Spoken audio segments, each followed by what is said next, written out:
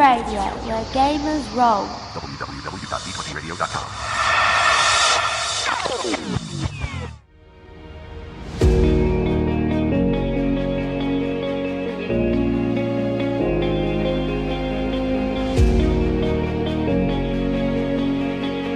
Hey everyone, you're listening to Prime by Cortex. I'm your host Kirby, and today I'm joined by a special guest. Hi there. You all know me as Angille, Angille. My name is Jasmine Barlow. If you're just getting to Cortex, you'll probably see Angille's name around a lot, whether directly in conversation or just on various hacks. I think, Angille, I think it's accurate to say you're practically a walking library of Cortex hacks at this point in time. Been with the Cortex community for quite a while now, I think. But how long have you been in tabletop role-playing games in general? Oh, good grief. 25 years, at least, maybe 30. Started in D&D 2nd edition. My mom grabbed some books from a garage sale, and that was that. Went on to GURPS, then D20. I was into Mutants and Masterminds for a really long time, and then found Marvel Heroic. Marvel Heroic really springboarded me right into the whole Cortex world. Got into Leverage from there, Firefly, and working on character sheets for Firefly is when Cam looked over and said, "Hey, that's actually really awesome." We started talking from there. Yeah, I think you have like a small, well, I wouldn't call it small repository of different character sheets. Now, I guess to clarify for our listeners who may have already seen you around, what exactly is your relationship with Cortex in general? I'm a moderator on the official Discord. I own and run the unofficial Discord that was around before then, but it's practically a ghost town at this point because the official one is actually really awesome. I did a little bit of consulting, which got my name in the handbook. Pretty happy about that. As a moderator on the Discord, I also get to see some things, and I also get to not talk about them. Yeah, that I imagine that's probably like the hardest thing, having to divide what's probably a mountain of information from what you can and cannot talk about. Like Cam and the rest of the gang are pretty active in the Discord as well, and that's probably something that's probably constantly on their mind. Now, for our listeners at home, today we are going to be talking about pathways, character sheet design, and one of Angille's many projects, which we'll probably get to closer to the end of the episode, so stay tuned for that. Angille, what are pathways in a nutshell?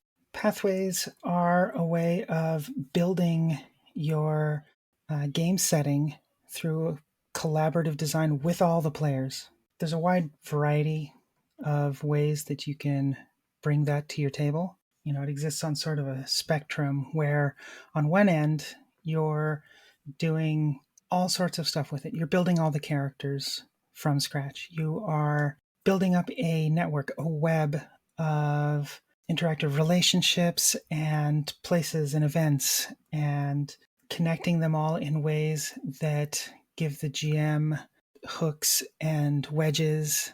It's amazing. And you can go in one direction with it where you're just drawing the setting map, placing all the different elements and stringing them together with the red string. Or you can swing all the way the other direction, which is just building your characters based off of kind of a life path grid of choices. Yeah, it's also just only one of the ways that you can approach character creation in Cortex. There are a couple other ways that you can do it that the book presents, but Pathways, I think, is probably maybe the more intensive, at least in my opinion, of the character creation process. Like, it absolutely requires the session zero to get going, because you're not just collaborating on creating connections between your characters and others. You're also helping to build the setting depending on what you and your table have decided to do. You could be an average player could just be introducing new characters, like you said, introducing potential hooks for wedges, but also like locations and assets and all this other stuff. It's a very visual medium as well. Now, I think it comes up a lot in the Discord, and I think I've seen it come up on the Reddit, but a lot of people are curious about pathways. We don't have like a whole lot of official examples for pathways just yet. They talk about in the handbook. We used to have Smallville. I'm not sure if any of the other Cortex games had it, and unfortunately, Smallville is out of print now. That's lost to time in a sense, unless you're buying like a secondhand copy. I think when it comes to designing pathways for your Cortex game, it probably helps to know what's actually on your character sheets, because you're essentially taking every step of character creation that you see in the other character creation methods, like how you're assigning dice and stuff, and kind of dividing it along different stages during the pathways creation process. With that said, I think there's a lot of interest in design pathways, but even more so with just getting a character sheet to the table. Now, Angille, I haven't personally counted, but it seems like you've made at least a few dozen character sheets. Could you maybe give us a rundown on how you go about that and some advice you might have? Character sheets, of course, are one of the methods that you can use to help design a game. And with Cortex, that's actually really important because the trait sets that define how your game runs are also going to be on the character sheet. The character sheet itself, I kind of like to call the control panel of the game. They're the interface between the player and the game world. Everything that you're going to do in the game is going to go through the metaphor of all the bits and pieces on the character sheet. So you want to make sure that, among other things, everything that you can do in a game at one time, you can see at once on the character sheet. You can flip it over for completely different modes. Everything's got to be there, ready for you to just read right through it. And it's something that we'll be able to do eventually when the broader digital tools for Cortex releases here soon. We should be able to see custom-made Tales of Xadia sheets when that fully releases, or I guess depending on when this episode airs, it has just released. We'll see, but yeah. In the meanwhile, whether there are or aren't digital tool sets from fandom to create these character sheets, in my experience, and this might be different for you since you've been with Cortex, I think a lot longer than me, it could be a time-consuming thing just figuring out the right trait sets for your character sheet, and then designing the character sheet so it's not so cluttered or busy. And that's a sacrifice that you have to make in some ways, is making sure that the character sheet has all the information you need, and some of the tools that you can add to it, like character building instructions and dice pool instructions. Those can be helpful, especially for a one-off or a first-time game, but you also want to make sure there's not too cluttered. There was a version of the Hammerhead sheet that I made at some point that had all the character creation instructions on it, but it was also pretty hard to read to get through. And one of the other things that you can do to help make it as efficient as possible is there's this thing that your eyes do. They're called saccades, the rapid eye movements as you scan a page. Mm-hmm. And with most Western scripts, left to right, top to bottom, those saccades are going to go in kind of a Z pattern. One of the ways that you can help make your character sheet as efficient as possible is to have your trait sets be arranged in such a way that as you're building your action, as you're reading out the fiction, you're picking trait sets along this Z-shape scanning pattern. And that's just something that I try to incorporate into the character sheets that I make. It's something you see in magazine layouts and advertisements. I guess with that in mind, with how Cortex works, there's prime sets and then there's just regular trait sets. Are we then putting prime sets ideally top left, or? Well, starting at the top left, I like to also call them out a little bit. So either in the original, immediately post Kickstarter version of Cortex, there was a pretty obvious way to call out the prime sets and then the additional sets with a circle with an outline or a circle without an outline. And I think we can also do that now with little mod logos. But on some sheets, I've made the prime sets very delineated from everything else. There's a Star Wars sheet I made where, the prime sets are all in their own little area at the top. There's a Zelda sheets I made have basically just the prime sets, really big, really colorful boxes. It's really easy to just grab the traits from them. For my own stuff, since we're all waiting for the digital tools, I've taken basically Melly's method of using Google Sheets or Excel to create my own character sheets, with the huge difference being that I don't have a lot of the underlying wizardry that Melly seems to inject in her own sheets. But that said, as functional as that is, what tools would you recommend for anyone just designing a sheet in general, whether they're publishing for a creator studio or even just doing an at-home thing and wants to do a like fancy and have something like printable? Well, and that's mostly what I focus on with my own character sheets, is making printable sheets that you can use at the table. The whole digital Milo uses kind of a different set of concepts and requirements. So I'm really excited to see what Fandom is bringing to the table in terms of the digital character sheets and the digital creation. You can also, there's some really amazing fan created digital character sheets on Fari and what's the other one, Foundry. And I think there's a couple on Roll20, but I think the really cool ones are on Foundry and Fari. But in terms of generating the assets for printing your own character sheets, the tools that I have used in general have been Adobe Illustrator and InDesign. And recently I've started using Affinity Designer and Publisher because they don't have a subscription model in the same way that Adobe does. You can also get a lot of utility just out of the Google Docs, the Google Sheets, Google Drawings. I've done some interesting things in. But yeah, Melly's Google Sheets are absolutely fantastic. Something else you can use, if Affinity and Adobe a little out of your price range, there's an application called Inkscape, which is free and open source software, and it's actually pretty decent at being able to put things together on a page. Mm-hmm.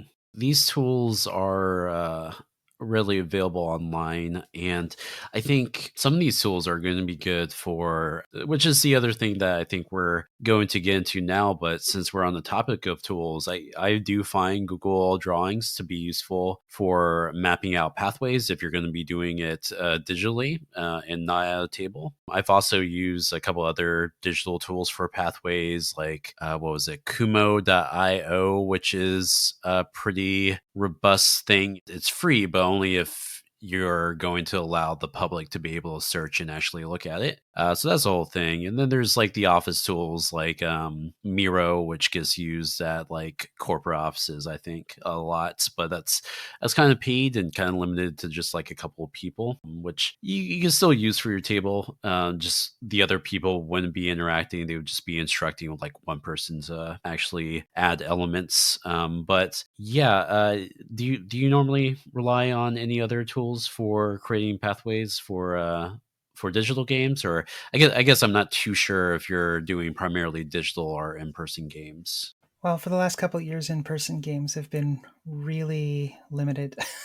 Yeah, absolutely. The pathways process that I use generally goes through Google Drawings, and the bonuses to this, and Miro is in fact the same. If like on my account with my work, I could share Miro with a bunch of people and they could all still edit it. Both Google Drawings and Miro have the advantage that everybody is able to edit it at the same time. It gives you a much clearer feeling of like you're actually at the table moving the elements around and connecting them together. And probably, or at least the opportunities there to have a cleaner pathway sheet. I haven't had the pleasure of doing pathways in person, but with other game systems that use pathway or relationship maps, those can get pretty messy in my experience in person, assuming your table's like constantly updating it. Now, we did touch on pathways in a nutshell a little bit earlier. They're this kind of character creation, and if you let it, setting creation process, depending on what you're doing for your Cortex game. And the handbook really only shows like a pretty it's more streamlined than I think what we saw in Smallville, but I think it's more generic maybe, or simple. I'm not sure what the right word to describe it is. It's not bad. It's definitely like a jumping off point, I think, if you're trying to design your own pathways, which I think a lot of your own games do. Well, I probably have a handful of games that use pathways, Sometimes pathways can be a lot of effort to build and customize to a game. One of the things that you were mentioning, the handbook version of the pathways versus the Smallville pathways. The handbook actually has all the different stages, but it doesn't have individualized steps for each different choice you make. From the first stage, you're going to be making all the same mechanical choices on your character as anyone else. You're just going to have a different tint to them, a different cast to how you're interpreting those modifications to your character based on the choice you made. So if you chose wealthy or orphan or whatnot, those will influence your choices, but not explicitly like they did in Smallville. I think that's one of the things that I like to make sure that my pathways are doing, is giving everybody a different experience. Mm-hmm. When you say that, are you talking about from group to group, or just like really like individual to individual? Individual to individual. The choices you make during pathways will force your characters in different directions. Mm. The variation that's laid out in the handbook is wonderful. It is actually a really good thing that they simplified it for the handbook, because I think that made it a lot more approachable for an individual game where the only way that you're interacting with pathways with a single build of Cortex is through that one pathways. Then I think you have a lot more leeway to get more advanced, more explicit with how you're nudging the characters in different directions. Yeah, and that's there's a lot of just storytelling potential, I think, there just within the prologue itself. If you consider pathways to be a potential prologue for your game and your characters, can you give us an example of how you've taken pathways into a new or perhaps different direction than what's outlined in the book? Well, there's a few different things that I've done. One of the things is basically just an almost word for word copy of someone else's work. So I'm going to name them here. For Mythical Wand and Steel, the pathways really only focus on the setting creation. You don't do anything with your character in them except place them on the board. And that was originally developed by Stephen Chaney for the System Sans Setting blog as a setting creation only pathways. And it's been working great for every Mythical Wand and Steel game that I've run. It allows you to be able to let people come in with their character ideas already fully formed, or to build the setting and let your players come back with characters that they've made on their own without feeling pressured to have the character ready at the end of the pathway session. The other thing that I've done that's a little different from both Smallville and the handbook is one of my settings uses power sets. Let me tell you, that's a challenge to make in pathways because there's so much going on in a power set already that trying to have all the different variations that you could have in a character that uses power sets available through the paths of the pathways. Yeah. And that's with the Heroes of Metal and Bone, which is a derivative of Tracy Barnett's War of Metal and Bone, which is giant dwarf mecha and reincarnated Jotun bones fighting against each other. I think I know that setting. I might be conflating it with like this RPG that has, I think, similar ideas, but in either case, that sounds like a pretty like I kind of want to do that setting right now. It's really amazing, and there's some stuff that I really want to develop for it before I put it back out there. I want to make sure that I'm not doing anything too bizarre with having the dwarfs recolonizing the earth, for instance. So that's a whole other topic. Oh yeah, absolutely. Now, I guess there are two different perspectives here. I think when you're finally like sitting down at the table for pathways, do you have any advice for the GM perspective and or the player perspective when coming to a table for a Cortex game with pathways? Like, is there a certain like mentality they should go in with, or anything else that they should keep in mind? Well, for the GM, one of the things that you want to be aware of is that the pathways are partially going to tell you exactly what the players want out of the game. So unless you're putting limits on the setting creation during the pathway session, don't have any preconceptions. Just let it roll and then come back once everything's on the table and figure out what your plots are going to be. Because even just in pathways, your expectations might explode in very bizarre directions. Yeah. As for the players, kind of the same thing. There's a few different ways to approach pathways if you're a player. You can come in with a specific character idea and chase that idea through the board. You can come in with absolutely no preconceptions and just go, this sounds good. Oh, I like this. And at the end, you've got a character that's developed organically and makes sense in both the game world and mechanically and will surprise you in terms of what you want to play and how you want to play. And then, the other specific thing you can do is kind of have an idea of the mechanical focus you want. Find those elements on the board and chase them down without regard to the storyline, and then see how the storyline comes up with your character. Yeah, it's basically a opportunity to kind of I was going to say yes but and I think that's true to a degree, but it's an opportunity to just kind of let yourself be surprised by what's happening before you even hit the table for the actual game. Another thing that this conversation is also making me think of, I don't know how familiar you are with Ben Robbins' like Microscope or Kingdom.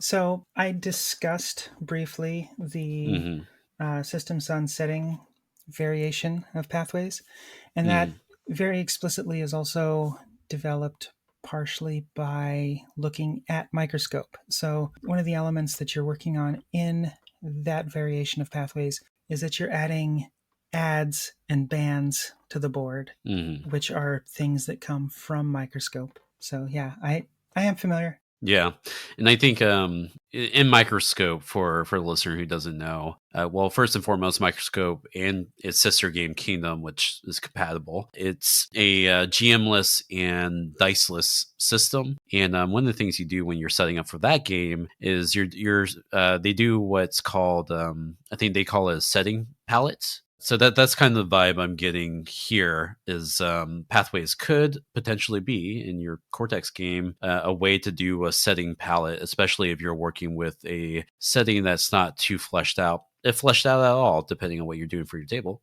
You're talking about building the setting palette that's there for the table. There's a variant of Mythical Wand and Steel that I created a couple of years ago for Fate. I use pathways again in Fate. What ends up happening is that each of the elements on the board becomes a setting aspect that's available to all the players during the game. That ends up being part of the whole process, is building the tools that you're able to use while you're playing. Talk to me a little bit more about some of your projects that you're using for this. So you mentioned Mythical Wand and Steel, which was a couple years ago, but what are you working on today or more recently that uses pathways?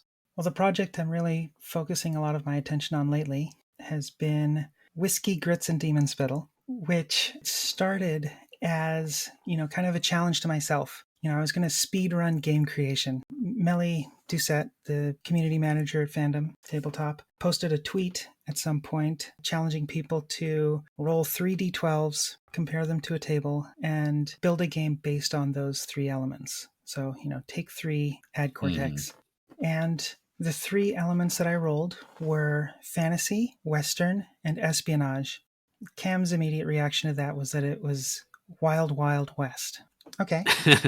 So I ran with that. I stuck that right at the top of the character sheet right away. Wild, Wild West. And at that point, it took less than 15 minutes to build out the trait sets, because the first set, the roles, were really suddenly very obvious. I just took Rootin, Tootin, and just kept rhyming things, and it was so much fun. So the roles in Whiskey, Grits, and Demon Spittle, originally Wild Wild West, are Rootin, Tootin, Lutin, Falutin, Bootin, and Shootin.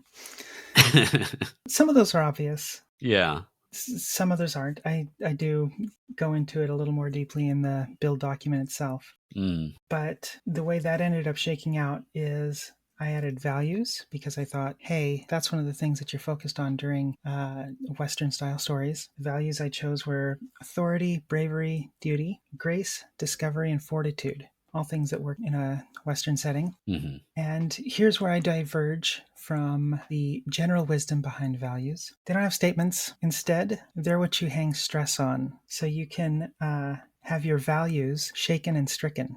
I like that a lot. It's like an opportunity, I think, to question your values in a different way potentially. But please go on. It was something where I wanted to make the game very simple, something that can hit the table really fast, something where I wanted to be able to use a visual conceit that I really, really loved seeing when I first saw it. So I think it was John Harper who did this. So there's a game called In a Wicked Age, and there was a variation on that, I believe called In a Wicked Town. John Harper made a character sheet for that used as part of the graphic design 2 6-shooter barrels. And so that's actually incorporated into the character sheet for Whiskey Grits and Demon Spittle. So your 2 main trait sets are skeuomorphically placed on the character sheet as revolver barrels.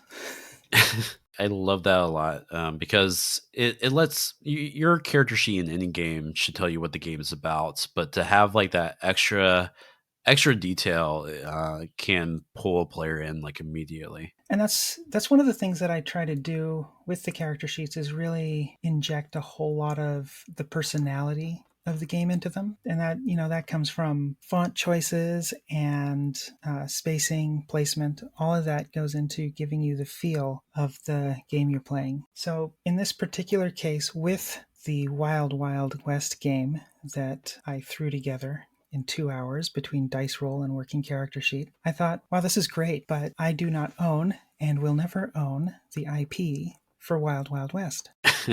And if I want to, get this out there and be able to get it on people's shelves or in people's PDF libraries or whatever, I needed to find a way to make it mine. And what I didn't want to do is stay stuck in the colonial west of the United States, because there's a huge amount of pitfalls trying to do that. Yeah, it's I think that's why like other styles of westerns that move away from that is perhaps more accepting, I should say. But yeah, I think the western genre has a lot of let's say baggage that you do have to be careful about when you're writing for the genre and for the setting. So in this regard, like what direction did you wind up taking? Well, I put it in the future and I put it on Mars.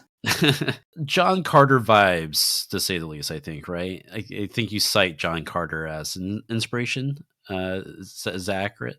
A little bit, only in as much as, it's on Mars. There's magic, heroics, there's daring. I think that what I ended up pulling more from, there's a relatively recent game for the Resistance system called Heart, the City Beneath. It's on my to read list. I love that's like is it a spin-off or like sequel's not the right word, but I want to use the word sequel for the Spire. Correct. Yeah, they both take place in the same world. Spire is above Heart, as it were, but they have very different focuses. Spire is about rebelling against the machine, as it were. Yeah. Whereas Heart is about exploring the unknown and seeing how it changes you and how you can change it. And one of the setting elements in Heart is that the world around you will actually take your thoughts and desires and turn them into reality in various ways that may or may not be productive or useful to you. And that's something that is happening on Whiskey Grits and Demon Spittle's Mars. In order to terraform the planet, we broke into an alternate universe full of just this mystical energy that I'm calling ether. So there's these 18 of these gates across Mars. Through them flows this magical energy that forces reality to whatever you want it to be. But it's a little fickle, and around the various gates, humanity has kind of solidified reality in such a way that you can call the entire area around them points, and they're very Earth-like. But outside of that, anything goes. In terms of like how players are interacting with this, like I guess what's the scope of what the players are doing? Is it a global scale where the players are interacting with these various gates on a whole, or is it more like down to earth, or I guess down to Mars type deal here? Both of those things can be explored, and that's one of the things. Okay, we're going to loop this back around. That's one of the Hmm. things that you can really define with your group through the pathways. Yeah, yeah, you're right. Because like I'm not sure what you specifically did for this build, but you can definitely have pathways be like if we're talking about locations or characters and where those characters are that we're introducing in pathways, like you can definitely have it like hyper localized to. I'm assuming there's like a lot of maybe frontier elements here on this terraforming Mars. Correct. Yeah, Mm. especially in ways that, something might have been mapped 50 years ago, but you have no clue what's there now because Oh, I love if that. someone moved in there and has a powerful will, well, there might be a kind of a pocket reality that has changed a lot of things. Wow, I like that a lot. Is there play here for the I mean I assume so, but is there play here for the player characters to interact with that? Or when I think the Wild West, especially for like my own stuff that I'm writing, like I can't help but think that these various gates are gonna be ran by like the company, quote unquotes. That's an element of the Old West, I think, where there's a lot of like companies trying to get ahead of civilization back east and try to monopolize the resources that are there on the frontier. I guess that's my overall question is how are these like gates controlled and how do we see players being able to interact with these gates? That is in development. So the Fair enough. Fair enough. what I have kind of solidified is that there is a guild system. So Hmm. each of the players are going to be members of one guild or another. So there's a there ends up being kind of a reporting structure, a Hmm. commerce system between the various points. Part of what ends up happening with the guilds and through pathways is that you're building the world, you're choosing the guild that your character belongs to, and you get to define that guild. You get to say, okay, well, my character has chosen to be a trailblazer. Okay, what's your guild name? We're going to be the Rail Runners. Okay, awesome. What does that mean? Where does the guild fit into the world? And I think that ends up being a really interesting part of character creation, partially because the characters themselves are likely to be in different guilds. So Hmm. one of the elements here is what causes everybody to have a common cause. Why is everybody working together? The other thing that happens is, are the guilds themselves working together or working against each other? And how do the players fit into that? I like that a lot. So it kind of sounds like there's potential here for player versus player drama, perhaps, if their guilds are butting heads. Are they necessarily like in charge of their guild, or are they just like a cog for their guild? Again, that seems like an answer the table would have to answer. Fair enough. Yeah. I see the players generally as at least starting off as cogs in their guilds. That's the thing that like I guess I'm trying to I guess to walk it back a little bit. Like there's always going to be this ongoing conversation with pathways, which is what makes it like a long process, I think, because it's not just doing ABC like stages ABC or whatever, and then you're done. There should be some conversation at the table, some talk about what was this specific element mean, where these players are going. So I guess this does kind of circle back to an earlier thing I said asked, which was like whether this was going to be like a global or hyper localized scope for the game. I mean, it sounds like you just style it however you want, and you'll express that through pathways and just your general conversation at the table. Well, and in this particular case, with the Whiskey Grits and Demonsville pathways, I've done something that, well, I've pushed a little farther in a direction that I don't think I've seen other pathways do, in that the leading questions that accompany each of the stages, I've made very specific. One of the things that happens during pathways, especially with players who are unsure about the setting or uncertain about their characters is that you're going to stare at a choice and go, what am I doing with this? With these pathways, each of the choices have a very specific question to ask you. I'm looking at it right now. And if you happen to choose Ether Touched as your origin, every single one of the stages in Origin gives you a GMC and a location, but each one of them asks you a different question about that GMC and that location. So Ether Touched asks you, it tells you that the GMC is your mentor. Okay, well, what does that mean for you? And it says that the location is a magical place that defies logic. So that right there takes down a lot of the analysis paralysis and gives your character an immediate focus to kind of put them on a specific path that is, very unique to the game world itself. I think it's important to be able to let our players, even if they're not like already familiar with the setting, start to get acquainted with the setting as early as character creation, without necessarily drowning them in like pages of lore that might be perceived as homework when they're really just trying to get into the game to begin with.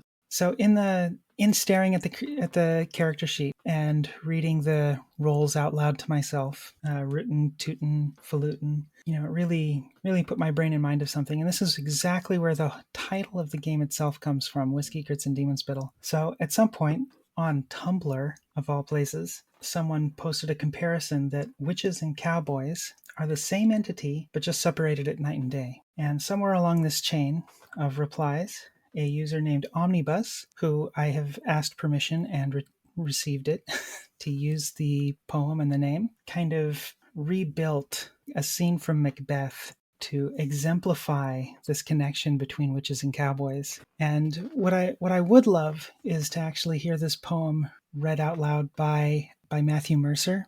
I think that would be really amazing, but I don't think I have quite the clout to make that happen. But I can read it. I will try to do my best, Matthew Mercer. Rootin', tootin', toilin', shootin', fire burnin', cowboy bootin', eye of Newton, spicy beans, toe of frog in denim jeans, whiskey, grits, and demon spittle, tossed into my iron griddle. With the tannin of our hides, something wicked this way rides.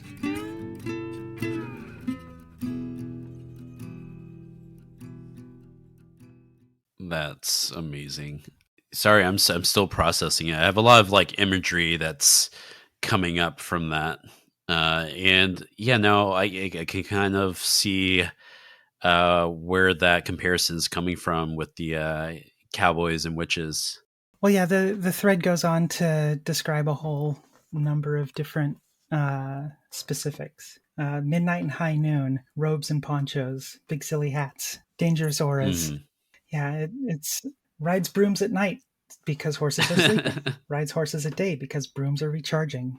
It's so, yeah, and that is a big part of the vibe that I want to build into this game. So yeah, I kind of want that set of stanzas to be on people's minds as they sit down at the table and get their dice ready. Yeah, I think if I was running a game for this, and I do want to run a game for this now, because this is like basically right up my alley, I would basically want to preface a campaign with that. I think it just sets the right mood. Well, you've got a recording now. Yeah. I think Matt Mercer would be proud if I do say so myself. So, with that said, listeners can expect to find this on the Creator Studio, correct? Once the Creator Studio is rip-roaring ready to go, yeah, that's exactly where it's going. Right now, there's an initial build that is sitting in my Google Docs, and that's going to be linked from my link tree, which has a number of things. Which we'll definitely put in the show notes. And our listeners going to be able to apply or take this basic build for a playtest and get back to you with feedback, or is it not quite there yet? I don't have playtest notes or reactions or anything written out yet, but People are always welcome to contact me, email, Twitter, Discord. They're all in the link tree. They're all unsurprising because it's all Angille. I mean, brand name, right? So I'll put the link tree in the show notes, which will have all that information. And you can always follow up on the development of this game and any number of other games that Angille here is working on. You can also find our Prime by Cortex socials in our very own link tree, which we always include in the show notes. Before we set off toward that Martian sunset, do you have anything else you would like to put out there into the community? Well, just that I am really excited to see how Tales of Xadia and Legends of Grayskull are going to expand this game across more than just the RPG community. And I can't wait to see new players getting into this hobby through those. I'm excited to see what they think of my games. Yeah, it's going to be like an explosion of new people in the community between those releases, and then the creator studio is probably also going to introduce its own wave when we have dozens of games there from yourself, from other members from around the communities. Yeah, it's going to be a blast. Well, thanks for stopping by and joining me on this episode. It was an absolute pleasure. And as always, listeners, we will see you next time.